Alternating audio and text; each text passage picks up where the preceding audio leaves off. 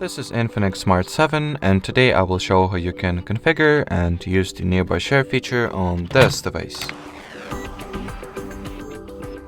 So first, I recommend that you turn on the Wi-Fi and Bluetooth, then find the nearby share icon at the control panel, hold it, or hold your finger at it, rather.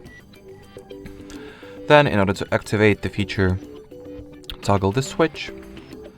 From here, you can rename your device if you really want to. You can manage its visibility mode, or change the network type that will be preferably used for the file transfer. Now, let's go ahead and test this feature out. So I will try sending the screenshot and see how well it behaves, or well, performs rather.